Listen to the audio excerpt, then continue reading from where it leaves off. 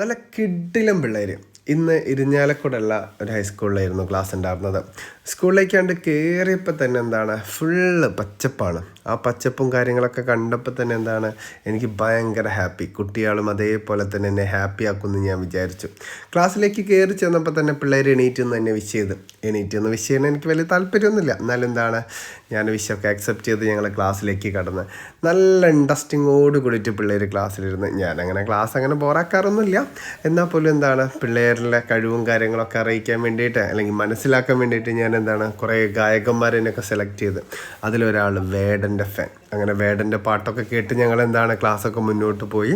അങ്ങനെ ഉച്ചയ്ക്ക് ലഞ്ച് ബ്രേക്കായ സമയത്ത് ഫുഡ് കഴിച്ചത് നേരെ ഓടി ഫുട്ബോൾ ഗ്രൗണ്ട്. ഫുട്ബോൾ കളി.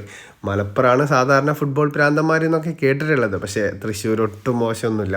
അങ്ങനെ എല്ലാവരും ഗ്രൗണ്ടിൽ ഇങ്ങനെ ഓടിയിട്ട് ബ്രേക്ക് ഇങ്ങനെ ആസ്വദിക്കുമ്പോൾ ഒരാൾ മാത്രം ബുക്ക് വായിക്കാം. സ്കൂളിലെ പഠിപ്പിക്കുക തോന്നുന്നുണ്ട് അല്ലേ. അങ്ങനെ മീര സാധുവിൻ്റെ ഒരു പുസ്തകം ബ്രേക്ക് ടൈമിൽ ആൾ വായിക്കാം. ഇവിടുത്തെ സ്കൂളുകളിലൊക്കെ ഓരോ ക്ലാസ്സിലും ഒരു വായനാ മുറി ഒരു സെറ്റപ്പ് ഉണ്ട്, വായനാ മൂല എന്നുള്ളത്. അത് അത്യാവശ്യം നല്ലൊരു സെറ്റപ്പാണത്. പിന്നെ അങ്ങനെ ക്ലാസ് നമ്മൾ വീണ്ടും സ്റ്റാർട്ട് ചെയ്യാൻ പോവുകയാണ്. പോയപ്പോൾ തന്നെ ഗ്രൗണ്ടിൽ ക്ഷീണിച്ച് വന്ന് ഭയങ്കര ക്ഷീണം, എല്ലാവർക്കും ഭയങ്കര ക്ഷീണം. എന്നാലും ഞങ്ങൾ ക്ലാസ് സ്റ്റാർട്ട് ചെയ്തു. വലിയ ഫുൾ ടൈം ഗ്രൗണ്ടിലൊക്കെ ഓടി കളിച്ചിട്ട് ആ ഒരു ക്ഷീണമൊന്നും നമ്മളെ മക്കൾക്കൊന്നും ഉണ്ടായിരുന്നില്ല അല്ലേ. നല്ല ഇൻട്രസ്റ്റിങ്ങോട് കൂടിയിട്ട് ക്ലാസ്സിലിരുന്നു.